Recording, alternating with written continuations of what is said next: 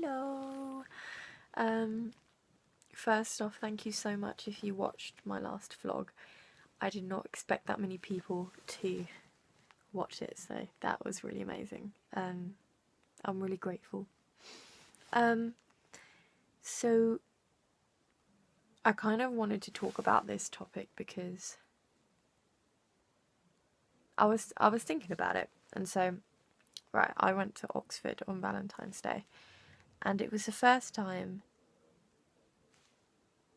in a long time that I had been in a bikini in public, in a pool, in the hotel gym pool, and I didn't feel ashamed. Now I'm not talking about body image here. That is a whole nother story. But what I'm talking about is self-harm, which is something that affects so many more people than you would even realise, and probably a lot of people that you know that you would maybe not even think it would affect. But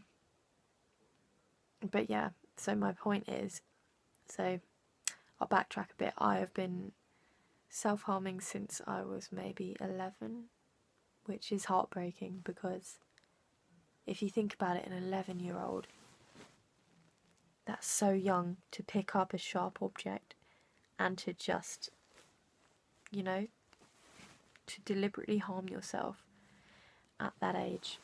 And kids are doing it so young, like younger than 11. People are doing it all the time at any age. But yeah, it's something that I've struggled with on and off for, what's that now? Nearly 10 years. Wow. That's really sad, actually. When you put a number to it, 10 years.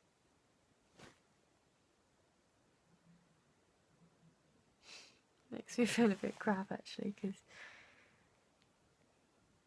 it just shows how long this has been going on for.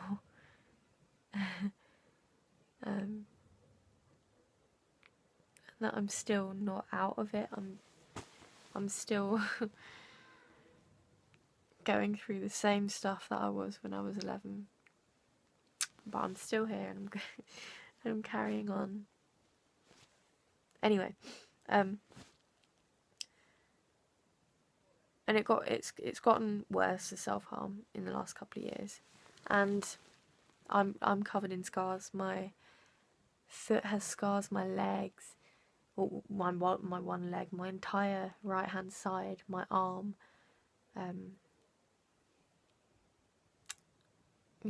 My back. I have scars everywhere. A lot of them have faded, which is good.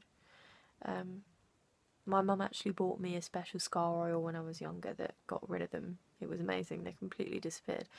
But yeah, my side is covered in scars. And I went out in this pool in a bikini and I just didn't care. I was just like, whatever. Do you know what? They don't know me. They can think what they think. For all they know, I could have been in like a weird animal attack or something. It's just, I don't think we should be ashamed about this kind of thing, So I have scars now. Do you know what it shows? It shows that I won a battle against myself and that I'm still fighting even though I fight to destroy myself sometimes. And that's what it shows for you. Do not be ashamed of your scars. Do not be ashamed that people can see this physical outlet on you. I'm not condoning self-harm and saying it's okay, because it's not okay for anyone to have to go through that. But do not be ashamed if you have been or if you are. They don't make you any less of a person. And just because you can still see the scars, rather than looking at them as, they probably will be a painful reminder, but if you look at them as a showing of your strength and a celebration that you're still here, I think that's a better way to look at it. yeah, I don't really know where I'm going with this. I wanted to say, do not be ashamed. And that brings me to my next point of whatever you're going through, no more hiding, you know? We all go through stuff. And I think the more that we are open about it and just say, like, no, I'm not okay today, or this is going on, or that's going on, you know, or that I struggle with this, or I'm like mentally ill at the minute, or, you know, the more that we talk about it, the more that you'll probably realise you have a lot more in common with a lot of people that you know, or that maybe that you don't know. Because everyone has something, everyone is linked to something. Particularly mental health. I'm not saying that everyone has a mental health problem, but we all know somebody that does, you know? And it's just this unspoken about, hidden, shameful thing in society, and it should not be. Why is a scar from self-harm, from a mental illness, any different to a surgery scar from a physical illness, or a scar from an accident? You know, why? Why is it any different? It's not. It's just because one was self-inflicted from a mental illness, though. Illness. They're the same, you know? Illness is illness. Disability is disability. A condition is a condition. Yeah.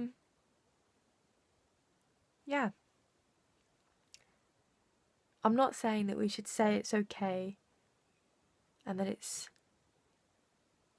you know, normal and we should all become accustomed to it and no one should ever be shocked by it, because that's not true, you know? It will always be a shocking thing. It should never be okay. And we shouldn't just accept it as something that happens and whatever. But what we should be doing is trying to be accepting of the people going through it and to strive towards a more open society and towards acceptance and being there for people and towards fighting for ourselves. You know? This is your life. This is you. You are precious and you deserve the life that you've always wanted, and you can get it. You can get help. And it's not easy, trust me.